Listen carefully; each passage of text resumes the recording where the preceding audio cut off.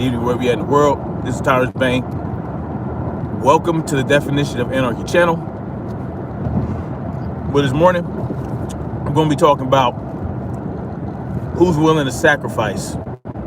Really, it's about the question, who's willing to sacrifice for future generations? It is June 1st, 2021, on a Tuesday, the day after Memorial Day. The day after Memorial Day. All right. This is the thing. What's up, Xander? Here's the thing, man. Morality, right? Doing the right thing, morality, living in truth, and the desire for freedom is not something that you just, come up with on a whim, right? Martin T was good. So, sacrifice is what's needed to ensure that the right things are happening, right? Without sacrifice, there's nothing to gain, right? If you're not willing to sacrifice something, you're not going to be able to get the things that you want. You always have to put in something to get something out of something, right?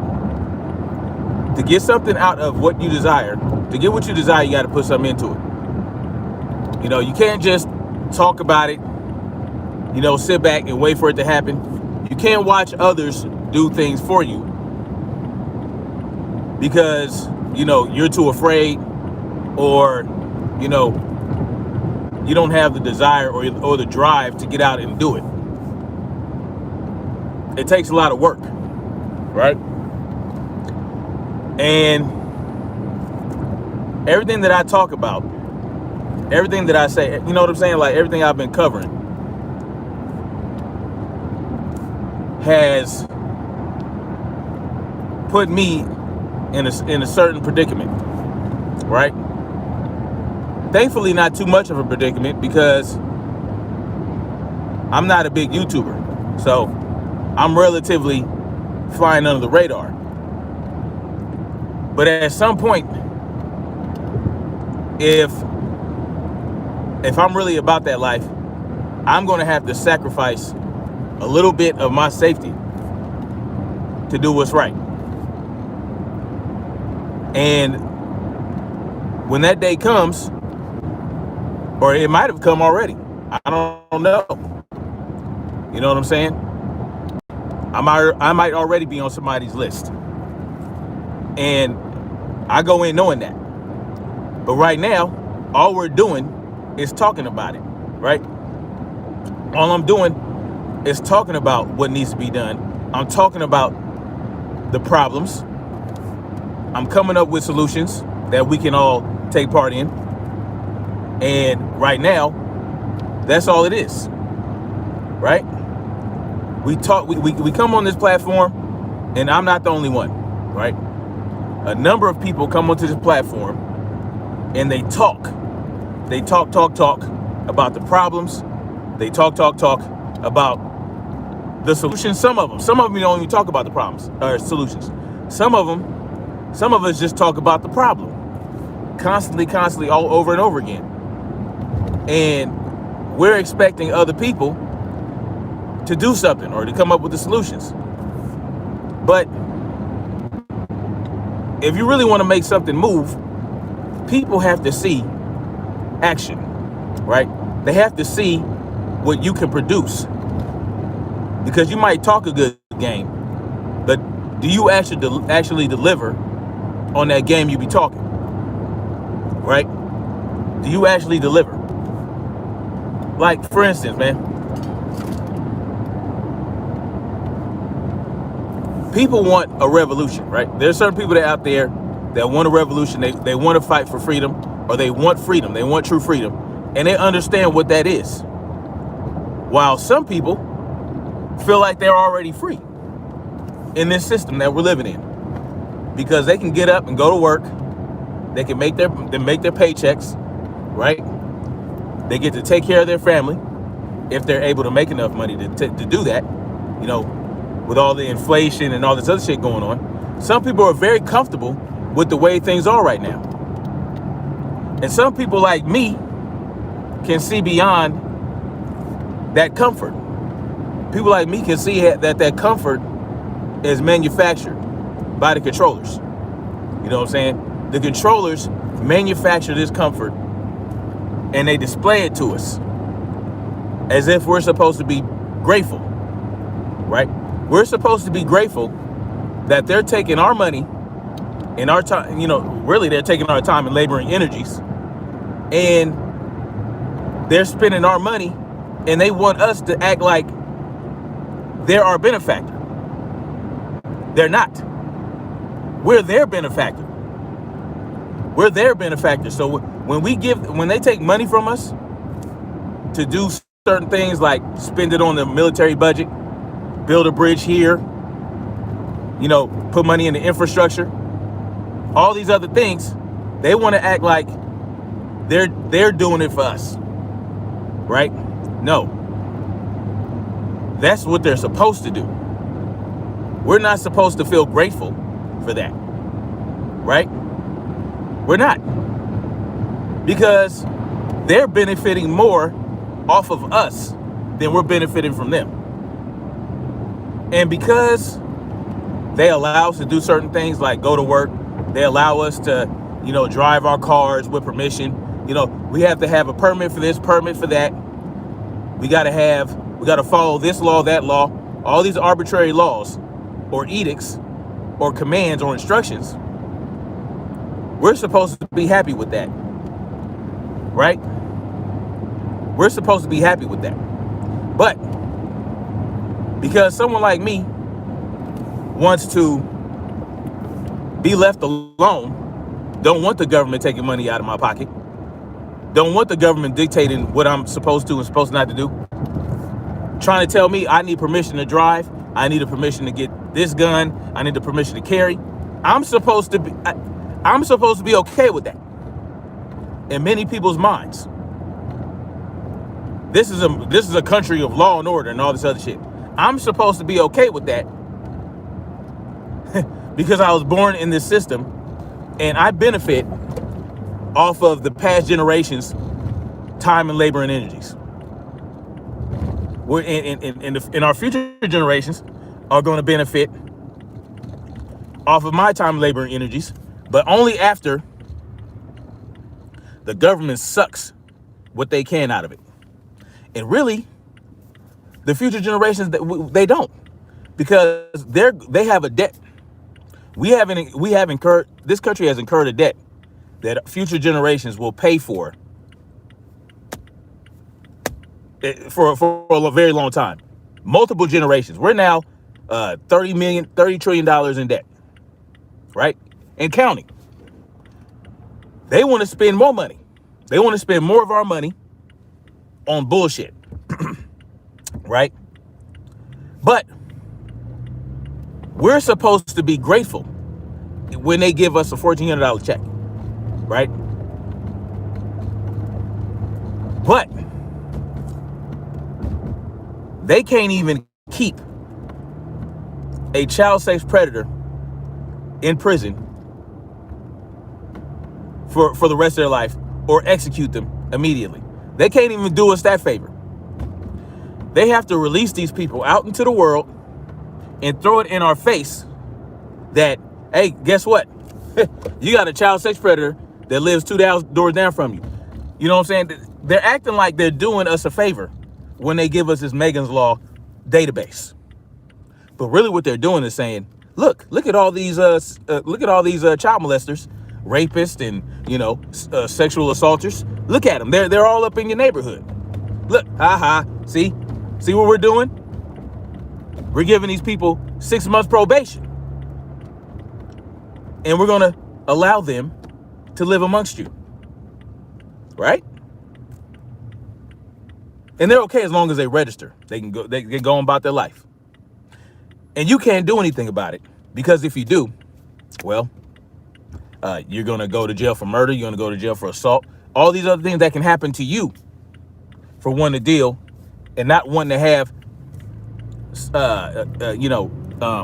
sex offenders amongst you. They can't even protect our children to that degree. Because that's what this is about, right? That's why they're on this registry. Most of them.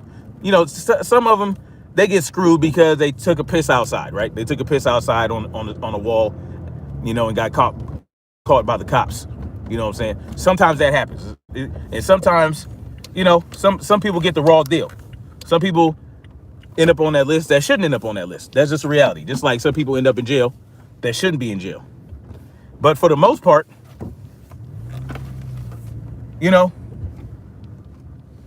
these cats did it. And they're living among you, right? They're keeping themselves in check to a certain degree, only because you know who they are. But how many people actually go and look at those lists? Hold on, I'll be right back. Hold on.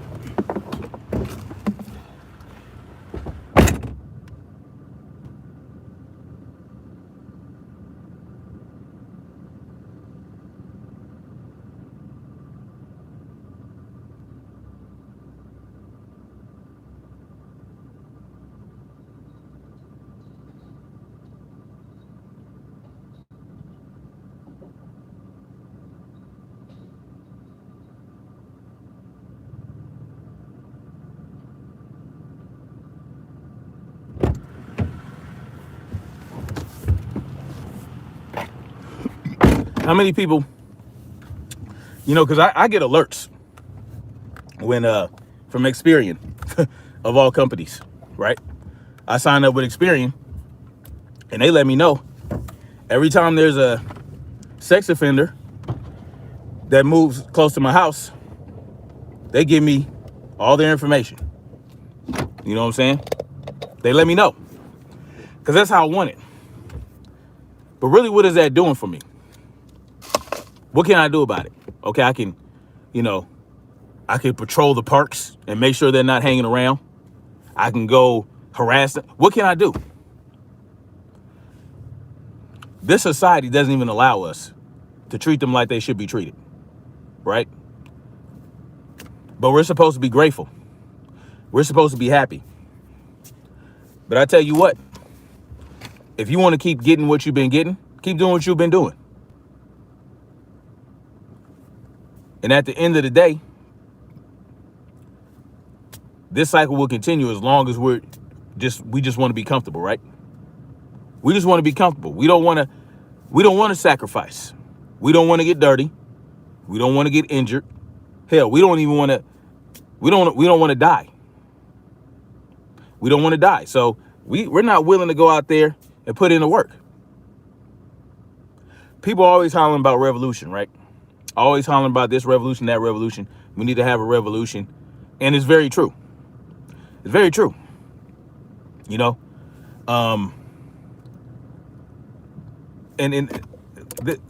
What inspired me to talk about this morning is, Irene Yvette.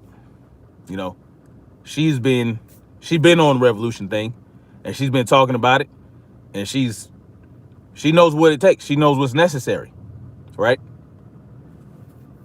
She knows what's necessary. And it seems like she's willing to sacrifice. It seems like she's willing to make that sacrifice to make it happen, right? But is she really? Is she really? Or is anybody? Because if so, why hasn't any moves been made toward that end? We haven't had a revolution in how long? Since the early 1700s or something like that. We haven't had a revolution in that long. Because we have this Constitution that's supposed to, ensure our freedoms, ensure our rights are being protected and all this other shit. But at the same time, there are things in this Constitution that allow the government to ensure we're never free. And because we have this Constitution, people think, that's the law of the land. What's the law of the land, though? Natural law, right? That's the law of the land. Let me see what y'all talking about real quick before I continue. Why am I blurry? I don't know. Maybe it's my camera. Marcy T, Loco one was good. Oh, you send me an email? I'll check it out, man. Well, the real revolution is not going to be televised because that's within the real revolution. Within, well, yeah, exactly. It starts with this. It starts with self, right? It starts with self, but because it has to be televised, right? The revolution will be televised this time because there's so much technology. There's so many cameras all over the place. No one can hide it. You can't hide it. Like, I can't. Listen, man. Even with the plans that I have, I can keep them as secret as possible. But at the end of the day, revolution is always loud. It's always overt. The people that spearhead revolutions are always well known, right? Always well known. It's never something that you can truly hide. And this is the problem, right? This is the problem with trying to be secretive with the revolution. This is why most revolutions fail, because it's always about a specific group, right? It's always about all these miniature groups all over the place that want their own revolution, right? They want their own revolution, and they don't even know what they're revolting against, right? And what ends up happening, even amongst black revolutionaries, right? I told you guys about how I went to Red Wind. We went to a retreat. I was part of one of these, revolutionary groups. You know what I'm saying? When I first got out the military, a black revolutionary group where, I was able to practice my racism. You know what I'm saying? And there were multiple groups there. It wasn't just my group. It was this group, that group. Fred Hampton Jr. was there with the new Black Panther Party and all this other stuff. There were multiple groups there. Well, he wasn't part of the new Black Panthers. I forgot what organization he was part of. But Fred Hampton Jr. was there with his people. You had the new Black Panthers were there. Some of them. You had I forgot what the Black Riders. I don't know if y'all familiar with that. They're not as well known. They're Black Riders. They're out of Los Angeles. The Black Riders were there, and the group I was part of was there, and we all had these different ideas about how to go about doing shit. And it was a beautiful thing at that point in time because we were able to come up with ideas. We were able to brainstorm. We were able to come to a consensus of what freedom looks like for black folks. And when that retreat was over, that was it. That was it. These people, we never got together again. I believe even some Nation of Islam cats were there. But once that was over, once that retreat was over, after the Sweat Lodge where we had this spiritual, connection going on and all this, it was a beautiful thing. After that was done, that was it. That was it. And then I heard that, it was always some type of fight for leadership. Everybody wanted to be the boss. You understand what I'm saying? And no one could actually come together 100% to make things happen. Sometimes sacrifice can be as small as humbling yourself to better ideas, humbling yourself to people who have better ideas. That doesn't mean that you're a bitch. That just means that they have a better idea. They have something that makes more sense than what you got going on. But because of, I won't even say ego, because of selfishness, right? Because of narcissism, you can't humble yourself to better ideas, right? Excuse me, let me read this real quick. What's up, Lawrence Ritno? What's good?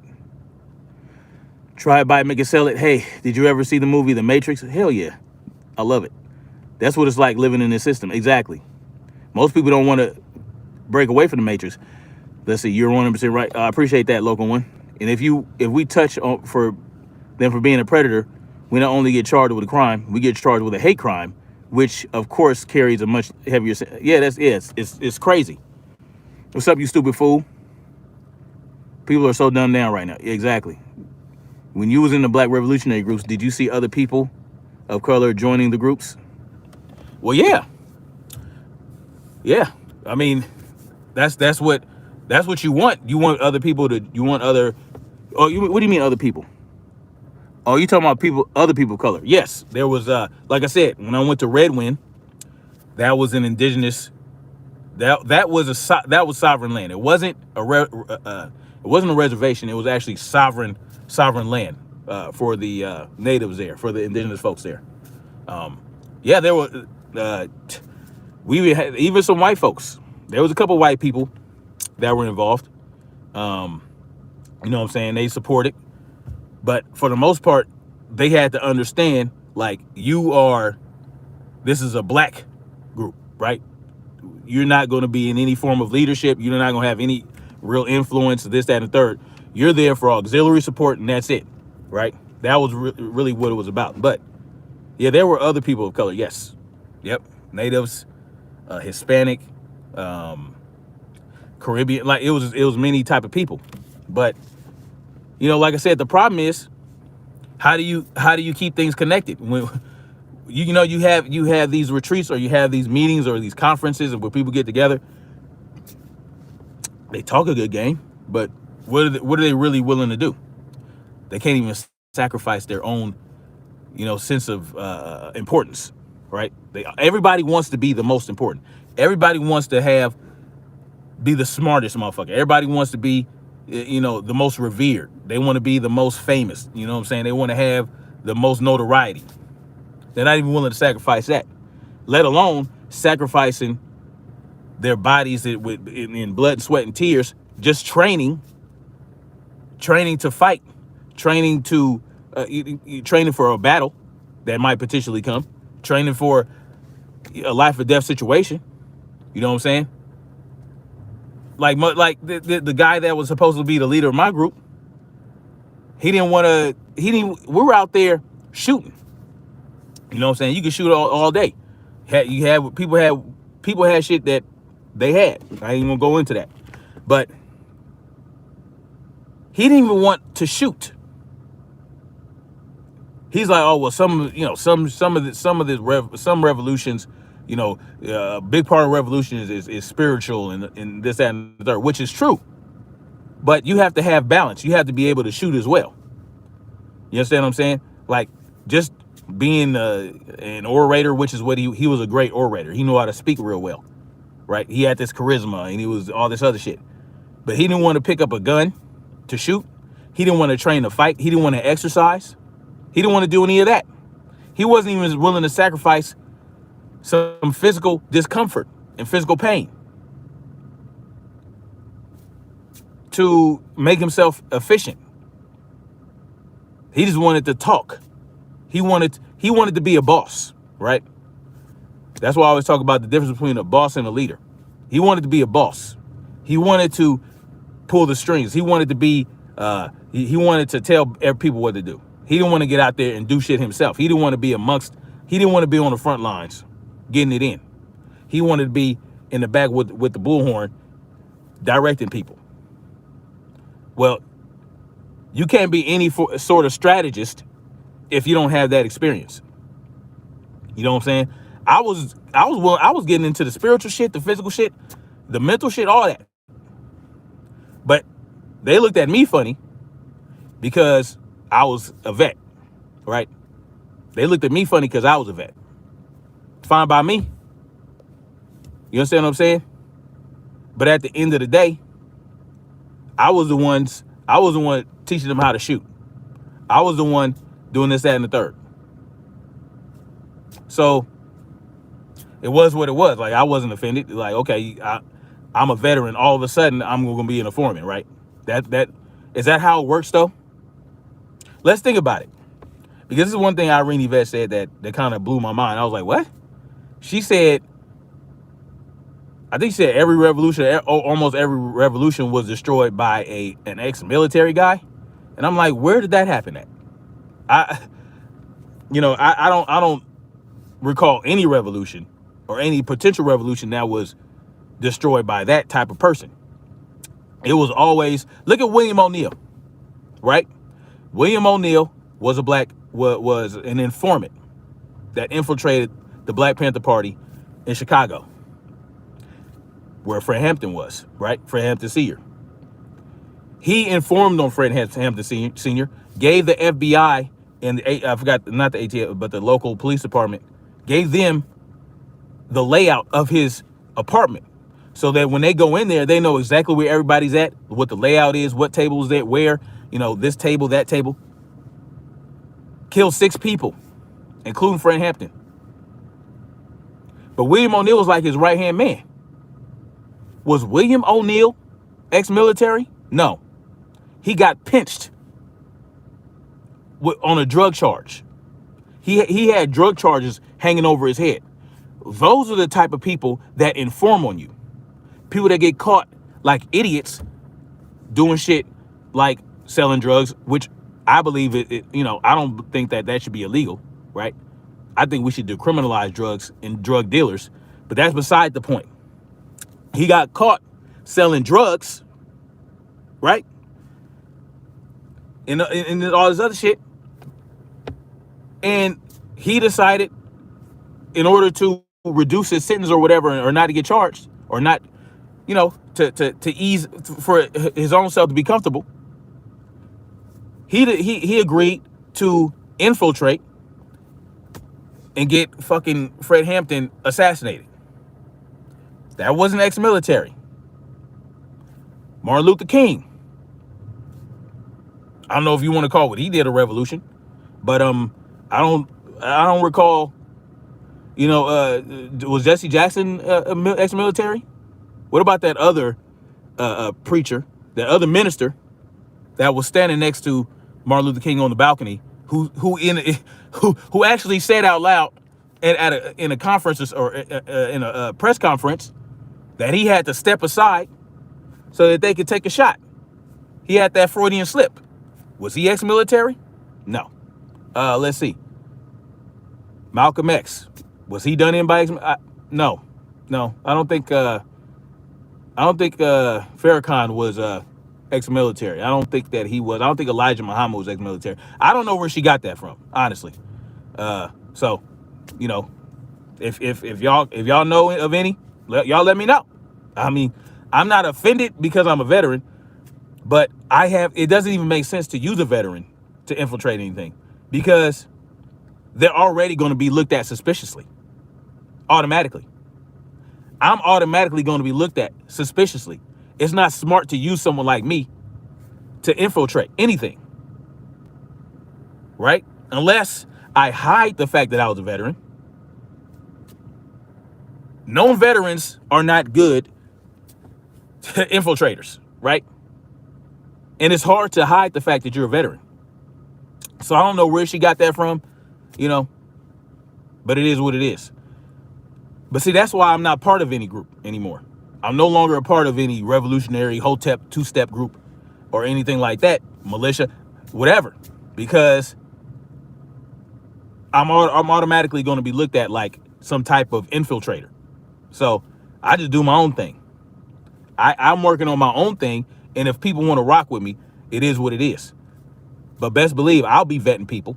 I'll be looking into people. I'll be checking backgrounds. That's what you have to do. At least with me, my shit's out in the open. I work for the government. Yeah, I'm a vet. It's hard. How do you infiltrate as a veteran? Hey, look at me, I'm a veteran. Okay, and it doesn't make sense. It's not smart. But anyway, William O'Neill wasn't willing to sacrifice a little bit of time to let the Black Panthers do what they were going to do. Morali Karenga, the dude that invented Kwanzaa, right? He wasn't ex-military, not that I know of, but he was an informant who was working with the Black Panthers in LA or in California for a while, and then started his own organization, which deliberately started some beef with the Black Panthers in LA, killed Bunchy Carter and all these cats. You know what I'm saying? Broke all that shit down, dismantled it. I don't think he was ex-military though. So, you know, you miss me with that. But anyway, but that's why, like I said, that's why I do my own thing. That's why I'm like, okay, I don't need to be part of your shit. I'm gonna do my own thing, and I'm gonna make sure what I got going, it cracks. But my thing is, I don't need to be a part of a group to help encourage people to fight for their freedom, because I can't be free if everybody else ain't free, right? I can't be independent unless everybody else is independent. Because like I said, I can go buy some land somewhere and try to, you know, be on my own and try to mind my own business, but the government will always be able to fuck with your boy. You know what I'm saying? Eminent domain. As long as the government exists and has control over this country, I can act like I'm free and off somewhere in some land, but they can still fuck with me. So unless the system is broken down completely, you won't have that capability. But see, most people don't understand that. Most people think that they're already free. Oh yeah, I dutifully pay my taxes. I do this, I do that. You know, I follow the laws, and you know, I'm living a great life. I'm living a good life. Hold on, let me read y'all comments for a little bit. And if we, okay. Let's see, sounds like the politicians who don't want to be on the front lines, but behind the bullhorn. Yeah, exactly. No, I never met Khalid Muhammad. Nope. No. I met Tony Muhammad. Tony Muhammad from LA. You know what this dude did? We used to go every Tuesday. We would go to what is called community call to action at a church. At a church close to my house.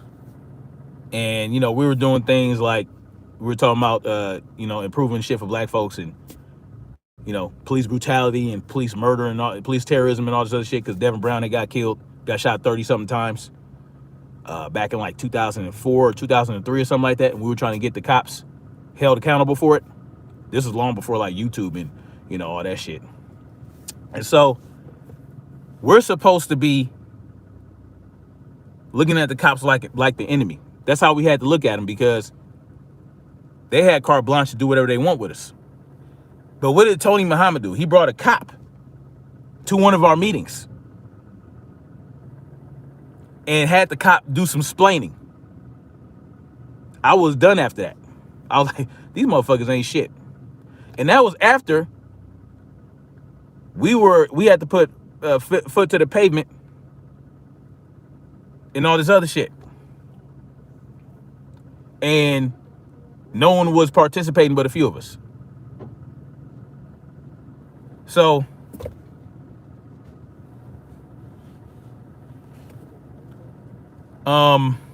yeah. Anyway, I gotta get my guys going. But anyway, I wanted to talk about this longer, and I'll make a part 2. So I'll continue a little later on, because this is very important, man. It's very important to talk about this. But anyway, I'll holler at y'all later. Like, share, subscribe, and yeah, join me later for part 2. Peace.